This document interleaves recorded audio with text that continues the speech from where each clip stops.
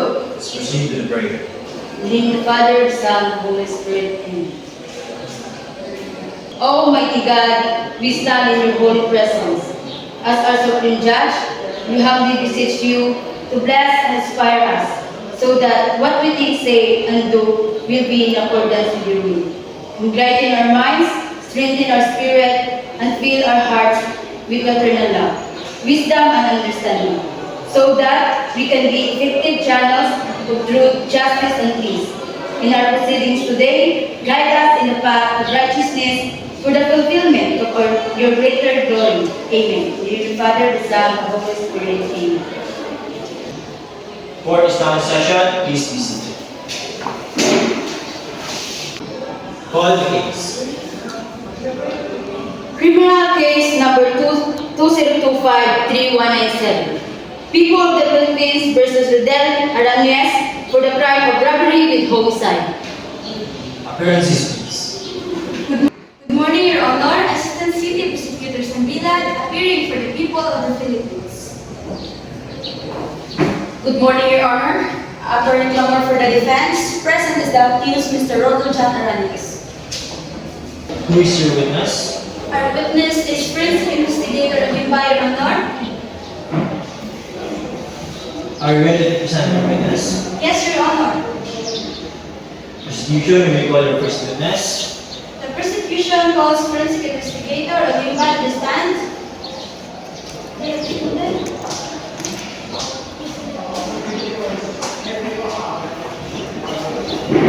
Please raise your right hand.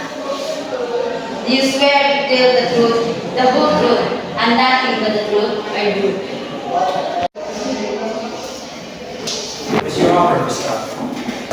Your Honor, the prosecution respectfully offers the following exhibits into evidence. Exhibit A, a blood-stained black jacket recovered from the crime scene for the purpose of proving the physical evidence left by the accused and linking him to the scene of the crime. Exhibit B, a red baseball cap identified by a witness as the one worn by the accused during the commission of the crime for the purpose of establishing the presence of the accused in the crime scene. Exhibit C, a .45 caliber pistol recovered during the arrest of the accused for the purpose of proving the weapon used in the commission of the crime and linking it to the fatal wounds of the victim. Exhibit D, the medical legal report signed by Dr. Santos indicating the cause of death of the victim for the purpose of proving the nature and the extent of the victim's injuries. Exhibit E, a still image from the CCTV footage taken from a nearby store showing the accused fleeing the scene for the purpose of corroborating the eyewitness accounts and confirming the identity of the accused. Your Honor, all these exhibits were duly identified by our witness during the trial and are hereby respectfully offered as part of the prosecution's documentary and object evidence. May we respectfully request that these exhibits be admitted into evidence. Defense, any objection? Your Honor, we respectfully object to Exhibit A, the CCTV still image, and the ground of lack of proper authentication and possible tampering. As to the other exhibits, we submit. Noted. Noted, the objection to Exhibit E is overruled. As to Exhibit A, according to Rule 130, Section 1, object evidence is admissible when it is relevant to the fact issue is duly identified. As to the Exhibit B, according to Rule 130, Section 1, same rule, object evidence. As to the Exhibit C, according to Rule 130, Section 1, and Rule 132, Sections 20 to 22, objects evidence, and testimony regarding the chain of custody and relevance. As to the Exhibit D, according to Rule 130, Section 47, entries in official records, according to Rule 132, Section 36, presentations of documentary evidence. As to the Exhibit E, according to Rule 130, Section 1, object evidence and jurisprudence requiring authentication of CCTV, all exhibits, including Exhibit E, are hereby admitted offensive evidence. You may proceed, Prosecutor. Thank you, Your Honor. Madam Witness, please state your name and occupation for the record. My name is Ruben Imba, a forensic investigator assigned at the Scene of Crime Operative Escalante City. Were you assigned to investigate at the crime scene on March 10, 2025 in Barangay Balintawak? Yes, I was dispatched approximately 12:50 a.m. March 11. What did you find upon arrival? The victim, Ricardo Reyes, was found behind his grocery store counter, deceased, with a gunshot wound in the chest, and the trash drawer was open and empty. What physical evidence did you recover?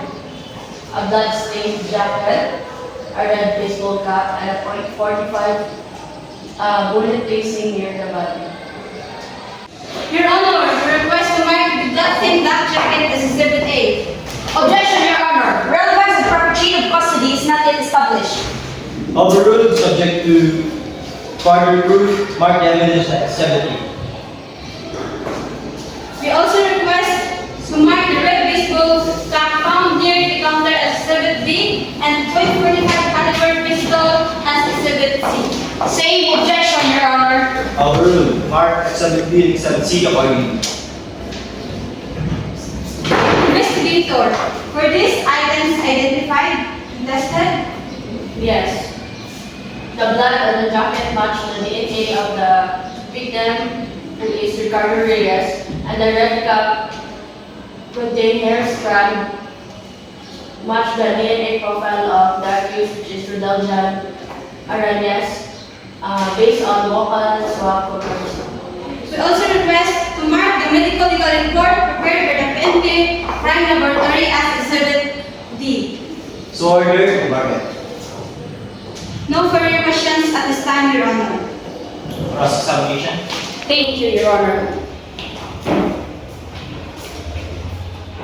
Investigator Oliva, you have claimed that you have recovered a jacket and a cap at the scene. Was there any CCTV footage confirming that my client wore these items? Wait. A blurry still image was obtained showing a figure in black jacket and red cap fleeing the store.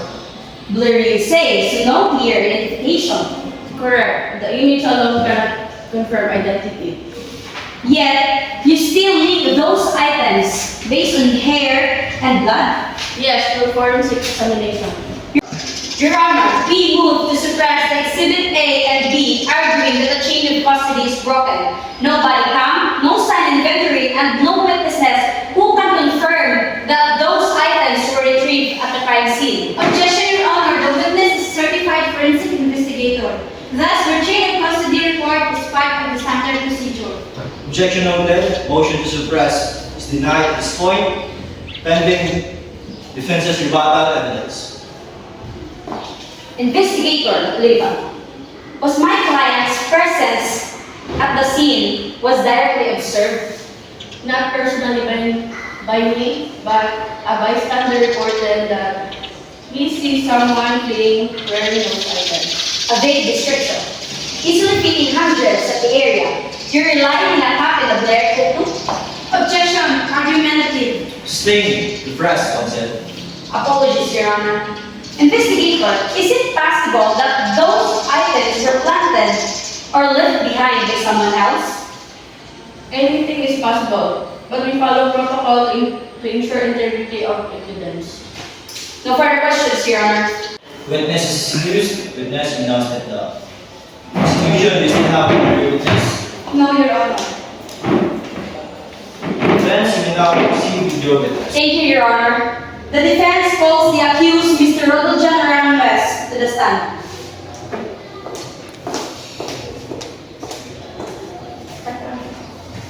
Please raise your right hand. Do you swear to tell the truth, the whole truth, and nothing but the truth? I do. Mr. Aranjuez, can you tell this court where you were on March 10, 2025 at around 11:45 p.m.?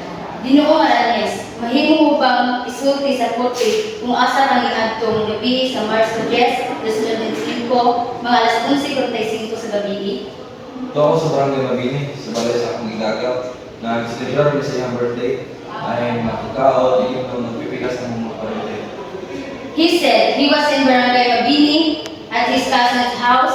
He was celebrating his cousin's birthday. There were food, drinks, and a few other their relatives were present. So you were not near at Ricardo Reyes grocery store at Barangay Balitawak? Busa, wala ka doon sa grocery ni Ricardo Reyes sa barangay Balintawak. Wala kayo ma'am, wala ka doon sa mga. He said no one. He went even anywhere near that place. So, can you tell this court if do you know Ricardo Reyes personally? Kayo ba ni Ricardo Reyes personal? Wala ma'am, wala kayo kung palong sinukuha niya. He said no ma'am. He doesn't even know what Mr. Reyes looks like. Now, the prosecution presented Exhibit A, a black jacket stained with blood, and Exhibit B, a red baseball cap with your alleged hair strands. Can you explain those? Representa sa prosecution ang Exhibit A, itong nga jacket nga naayman siya sa bubog, ug Exhibit B, mula nga baseball cap, nga nag-ingon nga naay imong bubog, makasaysay ka ani. Oo, ako ginamamutang. Pero nawala kay mga sa semana sa wala pa ang aksidente. Nabiling kini sa balay sa akong amigo. Busa pabalik ako, wala na dito. He said yes, those items were his, but he lost them about a week before the incident. He left them at a friend's house, and when he came back, they were gone. Your Honor, we offer for Martins of Defense Exhibit 1D, a barangay logbook entry showing Mr. Arañez reported the lost items on March 4, 2025. Martin's Defense Exhibit 1B.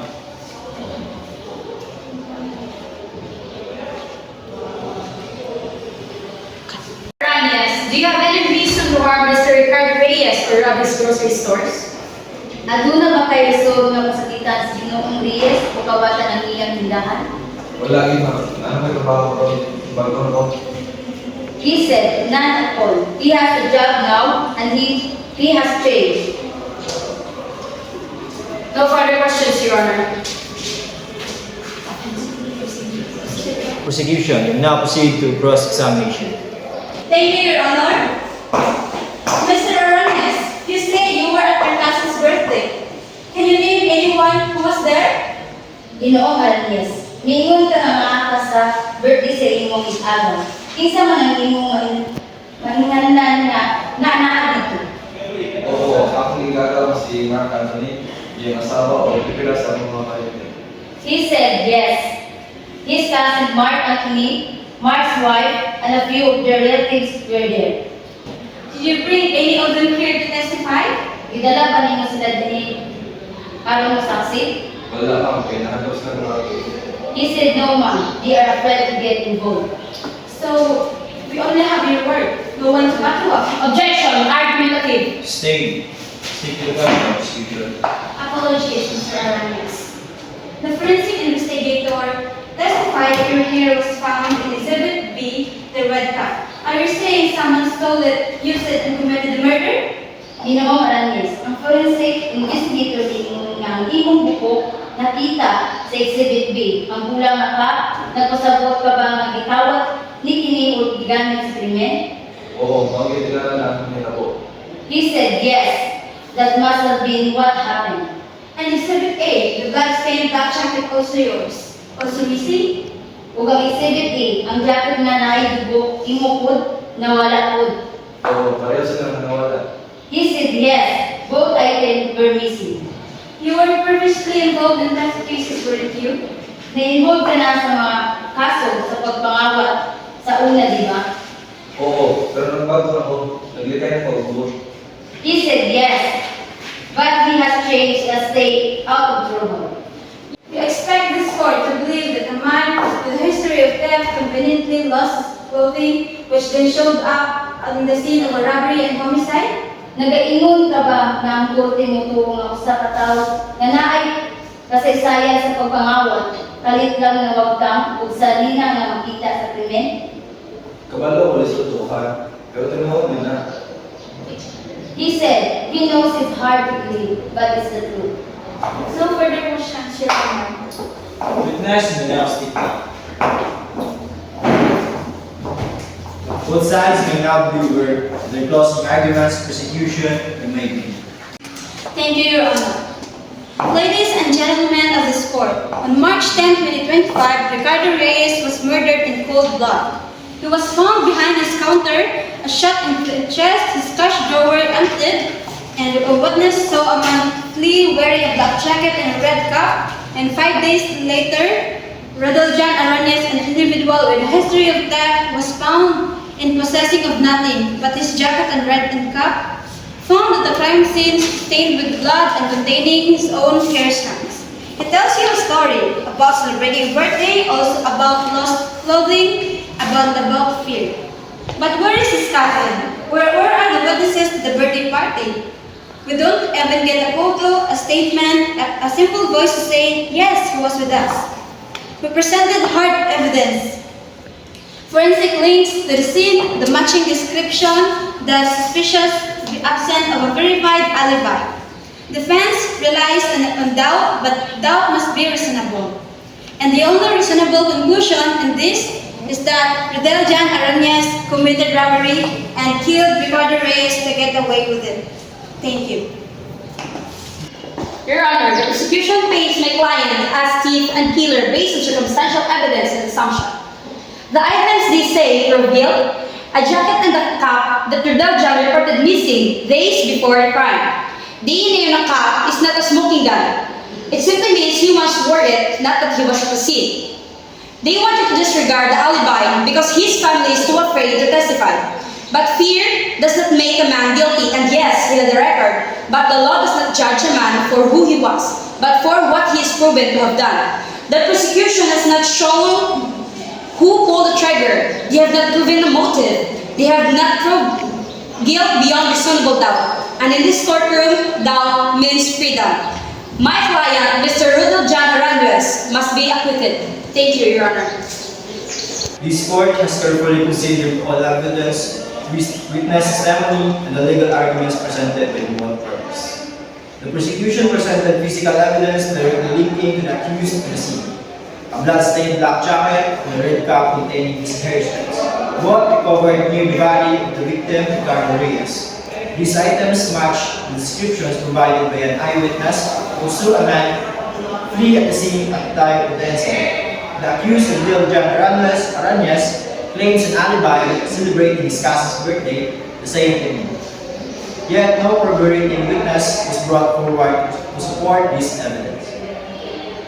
No affidavit, no testimony, only the accused words. His explanation regarding the loss of his clothing was unverified and in light of the evidence, impossible. This court finds this alibi weak and self-serving, while the defense urges this court to entertain doubt. Such doubt must be reasonable, not speculative. The totality of the evidence, physical, circumstantial, and testimonial meets the threshold of guilt beyond reasonable doubt.